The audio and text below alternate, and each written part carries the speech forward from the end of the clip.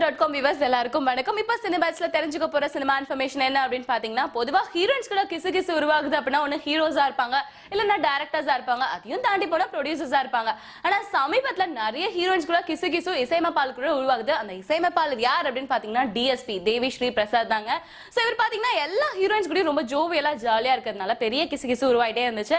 அது மட்டும் இல்லாம ஒவ்வொரு படத்துலயும் பாத்தீங்கன்னா ஹீரோயின்ஸா பாடவும் வைக்கிறாராம். ஆனா இத பத்தி டிஎஸ்பி கிட்ட கேட்டதுக்கு அவர் என்ன சொல்லிருக்காரு அப்படின்னு பாத்தீங்கன்னா, திறமை அப்படின்றது எல்லாருக்குள்ளயும் இருக்கு, சோ ஹீரோயின்ஸ்குள்ளயும் இருக்கலாம்ல, அதனாலதான் அவங்கள பாட வைக்கிறேன். அது மட்டும் இல்லாம ஒரு நல்ல ஃப்ரெண்ட்ஷிப் அடிப்படையில தான் நான் அவங்க கூட ஜாலியா ஜோவியலா பழகுறேன். இதை வந்து யாருமே தப்பா எடுத்துக்காதீங்க, மத்தபடி எங்களுக்குள்ள வேற எதுவுமே இல்லை அப்படின்னு சொல்லி டிஎஸ்பி சொல்லிருக்காராம். அவர் சொல்றது உண்மையா கூட இருக்கலாம், ஆனா கிசு அப்படின்றது தான் பரபரப்பா போயிட்டே இருக்குது.